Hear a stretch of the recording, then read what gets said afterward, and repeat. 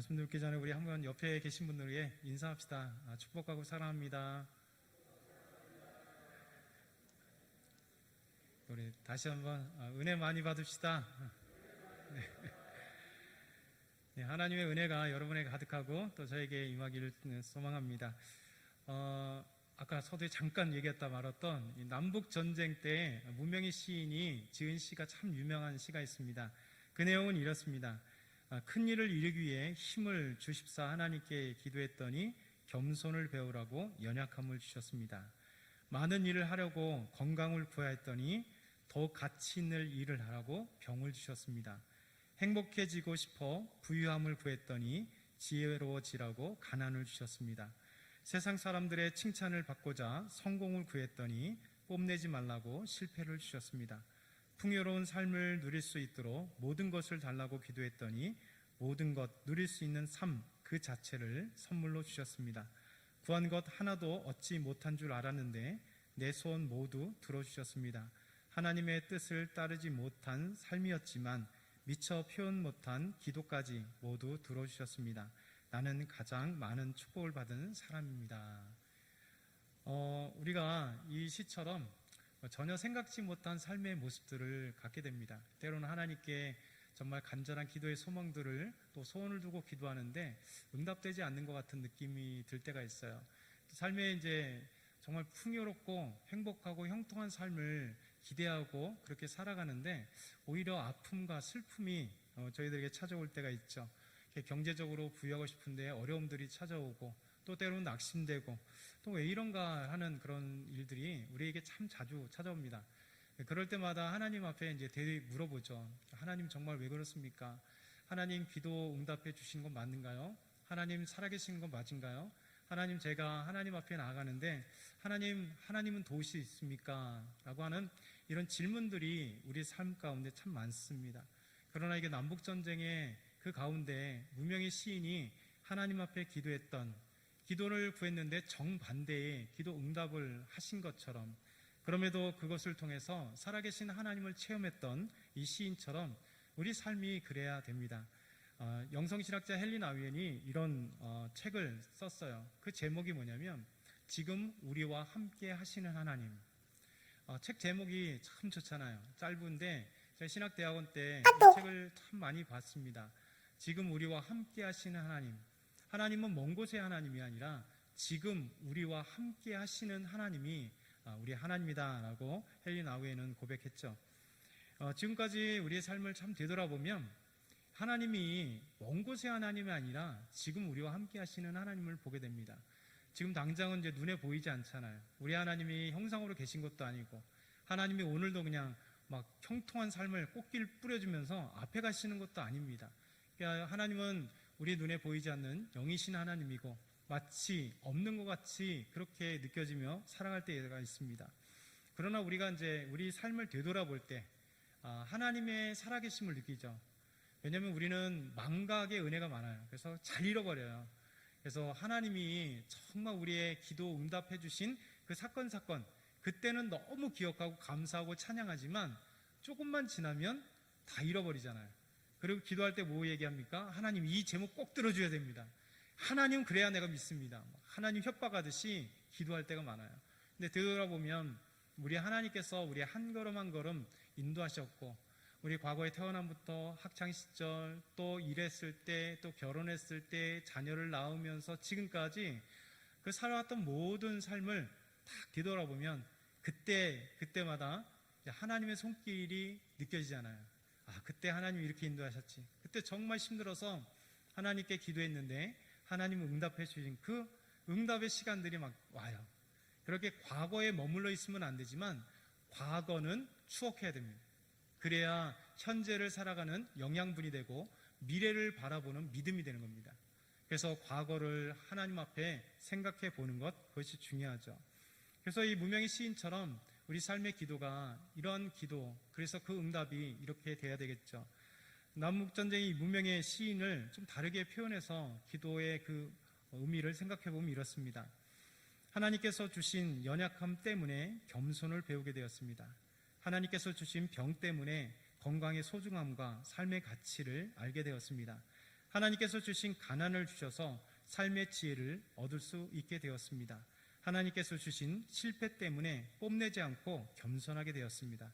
하나님께서 모든 것 누릴 수 있는 삶 그 자체를 선물로 주셨습니다. 하나님 미처 표현 못한 기도까지 모두 들어주셨습니다. 그래서 우리는 가장 많은 축복을 받은 사람입니다. 여러분 스스로 한번 생각해 보세요. 가슴을 올리며 하나님, 제가 가장 많은 축복을 받은 사람입니다.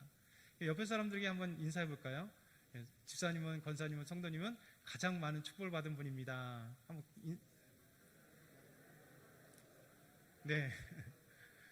우리 장로님들, 우리 권사님들, 우리 집사님들이 세상에서 가장 많은 복을 받은 사람들이에요. 그러니까 하나님을 알면 이런 고백을 하게 되는 것이죠. 옥스퍼드 대학교에 유명한 역사신학 교수가 있습니다.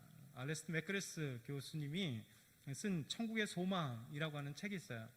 그 책에 어거스틴이 삼위일체론을 쓰게 된 그 과정에 대해서 소개했습니다. 어거스틴이 삼위일체, 그러니까 성부, 성자, 성령님이 한 분이시라는 이 놀라운 주제, 이 신학의 글을 가지고 이제 쓰기 시작을 했어요. 아주 유명한 책입니다. 근데 이 삼위일체를 쓰기 전에 어거스틴이 참 고민이 많아진 거예요. 왜 그러냐면 정말 이 광대하신 하나님, 그 위대하고 광대하신 하나님의 실제, 그 하나님에 대해서 자기의 서툴고 어눌하고 이 제한된 지혜 그리고 언어로 이 책을 기록한다는 게 쉽지 않았습니다. 광대하신 하나님을 어떻게 다 표현할 수 있을까? 삼위일체를 어떻게 표현할 수 있을까? 자기 언어, 심상 표현하지 못하는 한계를 느끼고 이제 계속 산책을 좀 했습니다. 바닷가에 이제 가면서 그 산책을 하고 있을 때 한 어린아이가 놀고 있는 모습을 보게 된 거예요. 참 호기심 있게, 야, 쟤 약간 뭐 할까?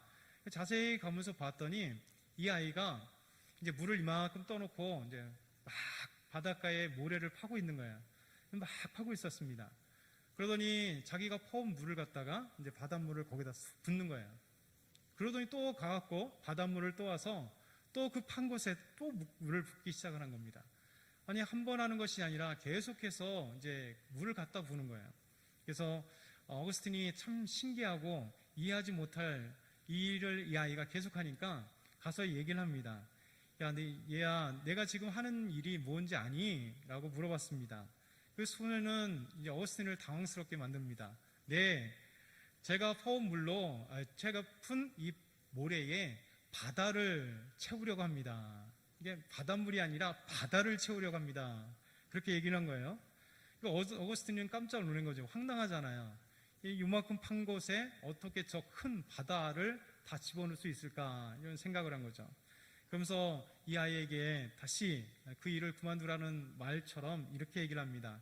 어떻게 이 많은 양의 물을 이 작은 구덩이에 다 넣을 수 있겠니? 담글 수 있겠니? 라고 하면서 그만두라, 이렇게 얘기한 거죠. 근데 그 뜻밖의 이 소년이 어거스틴에게 이런 답을 했다고 해요. 어거스틴 선생님은 어떻게 하나님의 무궁한 신비를 단지 인간의 말로 기록된 책에 다 담을 수 있다고 생각하세요? 라고 이렇게 어거스틴에게 질문했대요. 그 얘기가 이제 알레스트 맥그레스 교수의 책에 이렇게 기록되어 있습니다. 이건 무슨 얘기일까요? 인간의 한계는 명확하다는 거죠. 살아계신 하나님, 우리가 섬기는 하나님은 광대한데 우리의 생각은 너무 좁고 우리가 때로 그 광대하신 하나님을 이해하지 못한다는 거예요. 사실 우리가 믿음이 없다는 것은 그 하나님을 잘못 생각하고 하나님에 대해서 이해하지 못하고 하나님을 알지 못한다는 거예요. 그렇기 때문에 오해를 하는 거예요. 여러분, 신앙생활하는데 가장 오해는 다른 곳에 있지 않습니다. 바로 하나님에 대한 무지 때문에 오해하게 되는 것이죠. 하나님은 우리 생각과 다르죠. 그래서 이사야 55장 8절 9절 말씀 보면 이렇게 말씀합니다. 이는 내 생각이 너희 생각과 다르며 내 길은 너희 길과 다름이니라. 여호와의 말씀이니라. 이는 하늘이 땅보다 높음 같이 내 길은 너희 길보다 높으며 내 생각은 너희 생각보다 높음이니라. 아멘. 그러니까 하나님의 생각과 우리 생각은 너무 차이가 있는 거예요. 하늘과 땅만큼. 그렇기 때문에 우리가 하나님을 이해하지 못하기 때문에 오해가 참 많습니다. 그러니까 기도를 해도 우리의 입장에서 기도하잖아요. 어떤 기도의 응답을 보면 날짜를 정해놓거나 금액을 정해놓거나 어떤 무슨 일에 대해서 형통한 것을 다 내가 이미 정해놨어요. 그리고 하나님께 기도해요. 하나님, 요번에 전세 반드시 그 날짜에 이루어져야 됩니다. 막 협박하듯이 이렇게 해요. 사실 그것이 때로는 믿음 같지만 또 한면에서는 참 되돌아보면 어리석고 참 연약한 모습이잖아요.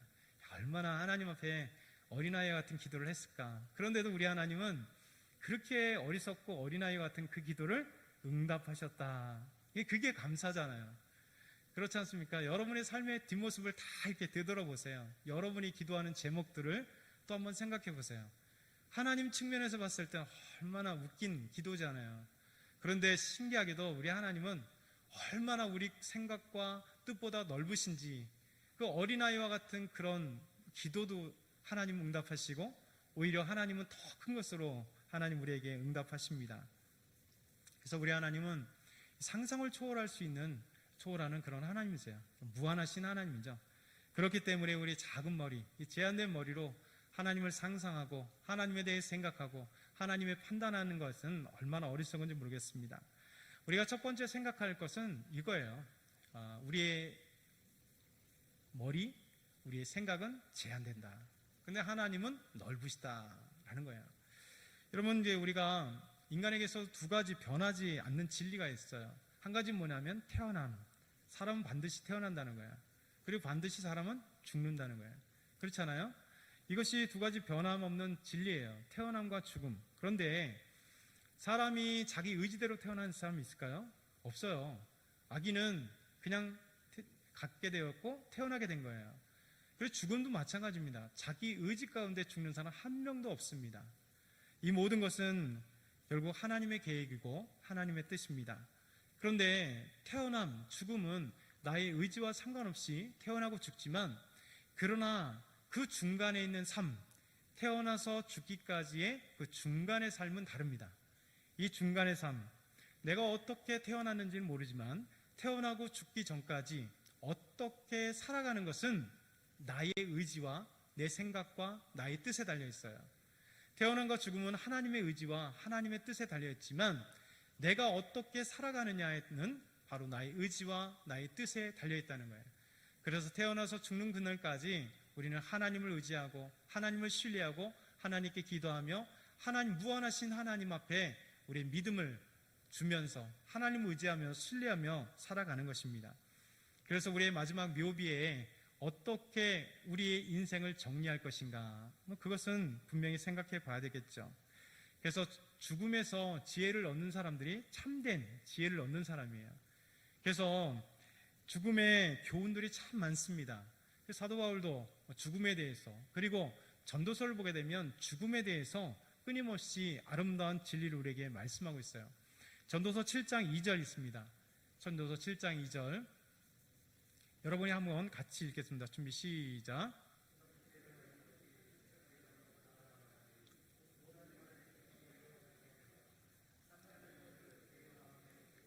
아멘. 여러분, 우리는 잔치집에 가는 걸 즐겨해요. 결혼식장에 가는 걸 즐거워하잖아요. 행복한 것을 즐겨합니다. 근데 전도서 기자는 뭐라고 얘기하냐면 진짜 지혜는 초상집에 가는 것이 참된 지혜다라고 얘기를 해요. 여러분, 초상집에 가는 것은 진짜 우리에게 지혜를 주십니다. 삶의 지혜를 주죠. 여러분, 맹모 삼천지교 들어보셨죠? 맹모 삼천지교.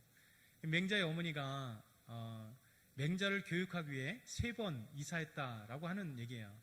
첫 번째 어디를 이사했어요? 공동묘지죠. 아이가 계속해서 곡을 하더라는 거죠. 그 다음 두 번째 이사한 곳이 어디냐면 시장에 이사했어요. 근데 시장으로 이사했더니 맹자가 끊임없이, 그러니까 상인들의 행태를 보고 여길 파세요 뭐 이런 얘기를 하더라는 거죠. 그래서 세 번째는 서당 옆으로 이사를 했더니 맹자가 학문을 알게 되더라, 학문을 배우게 되더라, 이런 얘기입니다. 근데 사실 맹모가 상당히 지혜로우신 분이에요. 그러니까 맹자를 키울 때 이 맹자의 어머니가 지혜로워요. 그래서 현대 많은 학자들은 이 맹모 삼천지교를 그런 의미로 생각하지 않습니다. 그러니까 맹자의 어머니가 지혜로운데 처음에 왜 이 공동묘지로 가서 이사를 했을까라는 거죠. 그 의미를 다시 분석하는 결과 이런 얘기를 많이 합니다. 맹자의 어머니가, 맹모가 아들 맹자가 일평생을 지혜롭게 사는 데 있어서 가장 중요한 교훈을 했다는 거예요. 그게 무슨 얘기냐면, 아이가, 정말 잘하는 아이가, 철모르는 아이가 죽음을 보게 함으로 인간이 무엇인가에 대한 삶의 지혜를 겪게 했다는 거예요. 여러분, 공동묘지에 오는 수많은 삶의 모습들은 부유하거나 가난하거나 권력 있거나 없거나 상관없이 그 끝자락 뭐예요? 다 죽음이에요. 모두 하나로 결론 내는데 죽음이에요. 그리고 땅에 묻히는 것 뿐이에요. 그러니까 맹자의 어머니는 맹자에게 이것을 가르쳐 준 겁니다. 모든 사람들이 잘났던 못났던 그냥 세계를 호령했던 상관없이 인생의 종착점은 죽음이다. 다 똑같다. 그러면서 맹자에게 죽음 앞에 교훈을 받게 한 것이죠. 그래서 너희가 세상에 네가 권력을 따라가지 말아라. 이 세상을 따라가지 말아라. 이 세상의 그 어떤 죄악을 따라가지 말아라. 결국은 죽음이다. 그러면 어떤 삶을 살아갈 것이냐? 그것은 남을 위한 헌신, 지혜, 세상에 집착하지 않는 참된 사람으로 살아가는 것. 그것이 이제 맹모가 맹자에 가리키고 싶은 첫 번째 교훈이었기에 그 지혜로운 어머니가 맹자를 데리고 공동묘지로 갔다라고 하는 것이죠. 결국 빈손 들고 빈손으로 가는 인생, 그보다 죽음이 중요한 것이 아니라 이 땅에 살아갈 때 어떤 삶을 살아가는가를 알게 하는 것, 이게 바로 죽음에 대한 우리의 교훈이잖아요. 삶의 교훈은 그것이 중요한 것입니다. 그렇기 때문에 죽음을 바라보는 사람들은 이제 죽음 이전에, 하나님이 나를 부르시기 전에 어떤 인생을 살아갈 것인가에 대해 관심을 갖게, 특별히 우리 그리스도인들은 더 그렇죠. 하나님께서 주신 이 인생, 비록 태어나는 것은 나의 의지가 아니었고 죽음도 하나님이 불러가면 끝인데, 이 세상 어떻게 살아갈 것인가를, 어떻게 살아갈 것인가에 그렇게 관심을 두는 것이죠. 사도 바울은 오늘 말씀 보니까 디모데에게 편지하기를 자기의 죽음이 가까이 왔다, 임박했다는 것을 알게 됩니다. 디모데후서 4장 6절 말씀 보니까 전제와 같이 내가 벌써 부어지고 나의 떠날 시각이 가까웠도다. 이 전제와 같이 내가 벌써 부어지고 나의 떠날 시각이 가까웠도다. 나의 죽음, 이 땅을 떠날 시간이 가까워졌다라는 거죠. 이 전제라고 하는 것은 화제, 태워서 드리는, 하나님께 제사 드릴 때 부어주는 포도주나 술이나 기름이나 피, 그러니까 제사를 마지막으로 끝낼 때 부어지는 이것이 바로 전제입니다. 그래서 사도 바울은 이 전제를 표현하면서 내 인생의 마지막으로 하나님께 부어질 것, 그래서 그 삶의 아름다운 모든 것들을 끝내는 마지막의 표현을 전제라고 그래요. 그래서 이제 떠날 시각이 가까웠다라고 말하고 있는 거죠. 그래서 사랑하는 영적인 아들 디모데에게 자신이 이제 죽음이 임박한 그 시점을 알고 디모데 후서를 아름답게 기록했던 것입니다. 그러면서 사도 바울은 마지막에 담대하게 고백하는데 7절에 이렇게 고백합니다. 우리 한번 같이 7절 같이 크게 읽겠습니다. 시작. 나는 선한 싸움을 싸우고 나여 달려갈 길을 마치고 믿음을 지켰으니. 여러분, 떠나갈 시각이 다가온 마지막 인생이 얼마 남지 않았다는, 그러니까 인생의 묘비를 요약한다면 사도 바울은 이렇게 고백하는 겁니다. 나는 선한 싸움을 다 싸웠다. 나의 달려갈 길을 이제 마쳤다. 그리고 믿음을 지켰다. 이것이 사도 바울의 고백입니다. 일평생 선한 싸움을 싸웠고 하나님께 주신 사명의 길을 잘 달려왔고, 그리고 믿음을 흔들리지 않고 믿음을 지켰기 때문에 이제 나는 하나님 앞에 이제 죽는다라는 것이죠. 그러면서 어떤 선한 싸움의 길을 걸어왔는가? 그 답이 5절에 나와 있어요. 우리 5절 한번 같이 크게 읽겠습니다. 시작. 그러나 너는 모든 일에 신중하여 고난을 받으며 전도자의 일을 하며 내 직무를 다하라. 이것이 바로 선한 싸움이 무엇인지를 보여주고 있습니다.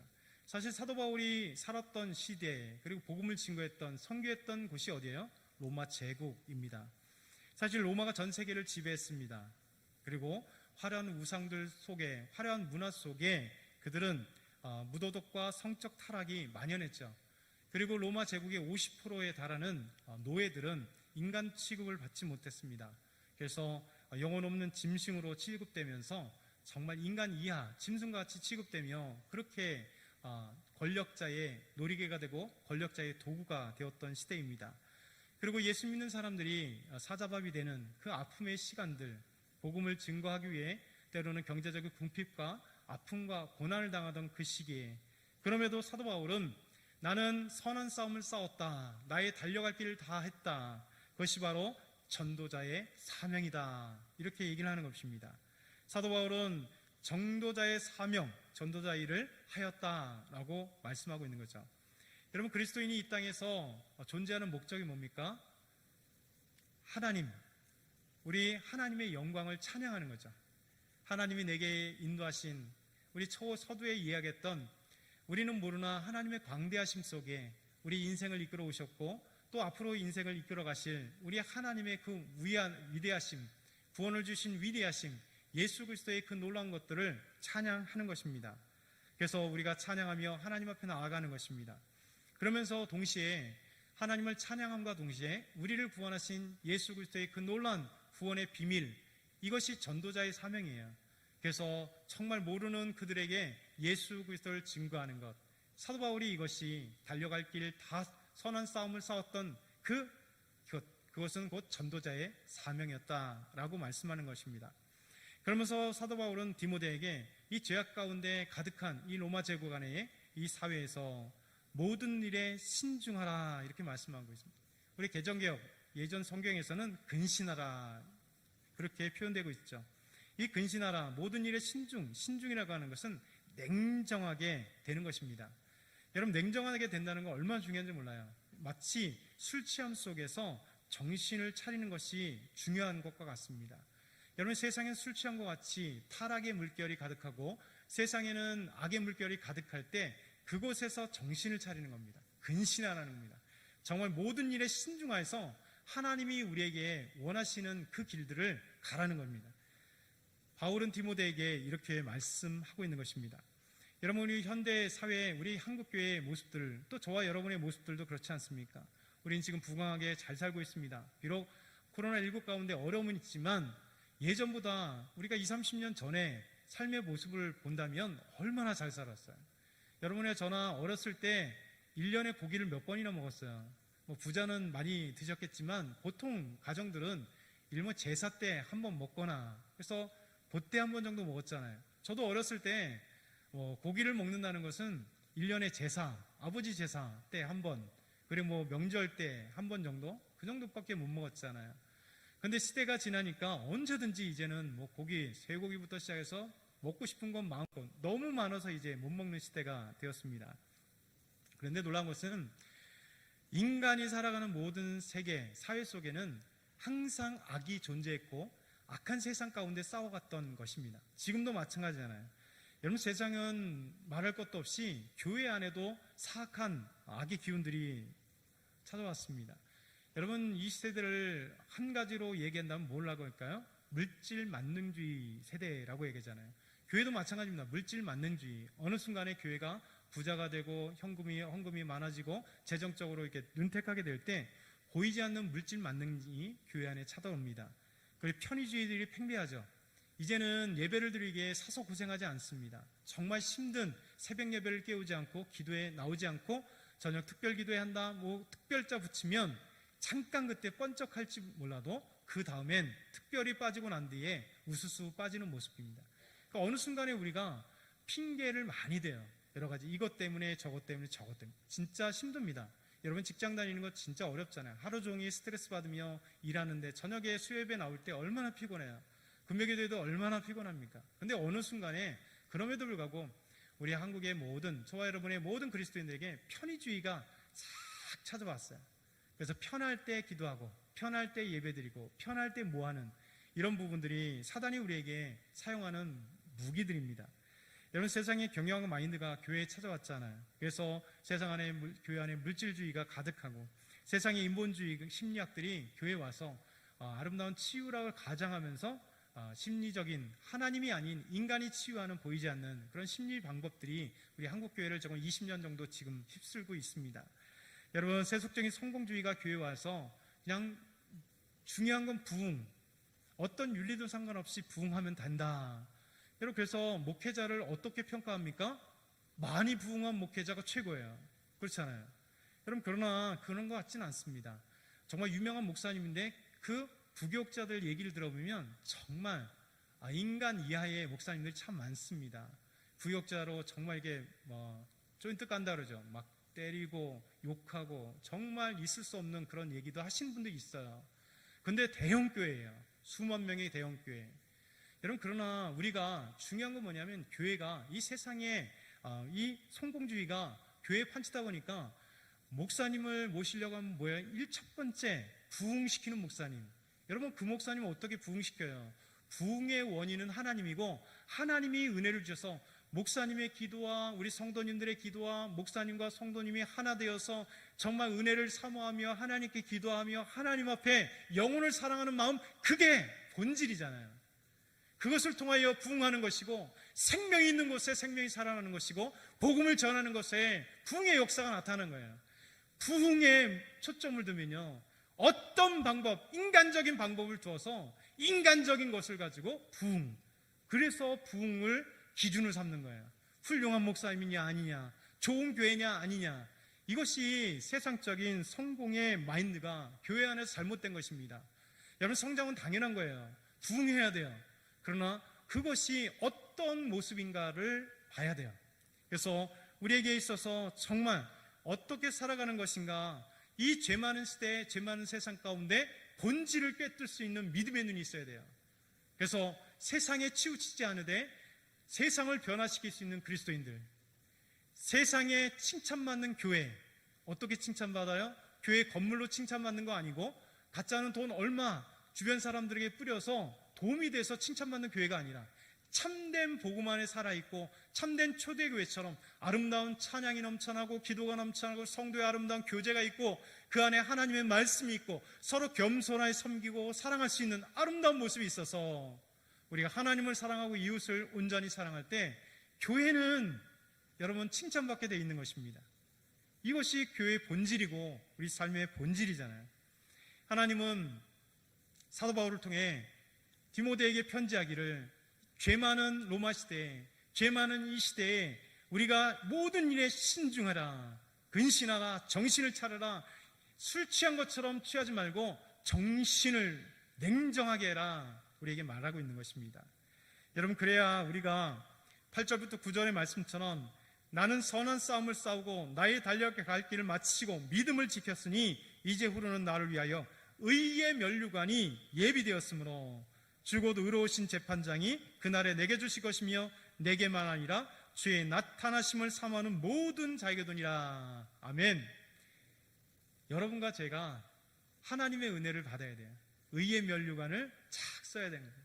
얼마나 멋집니까? 사도 바울은 너무 아름다운 신앙의 표현을 해요. 하나님 우리에게 의의 면류관을 주신대요. 다른 면류가 아니라 의의 면류관을. 그래서 우리가 믿음으로 달려갈 때 선한 싸움을 다 싸우고 정말 믿음으로 달려갈 때, 믿음을 지킬 때 하나님은 우리에게 주로 의로운 재판장이신 주님께서 여러분에게 의의 면류관을 주실 것입니다. 여러분, 믿음으로 살아가길 바랍니다. 하나님만을 바라보며 살아가길 축원합니다. 하나님 감사합니다.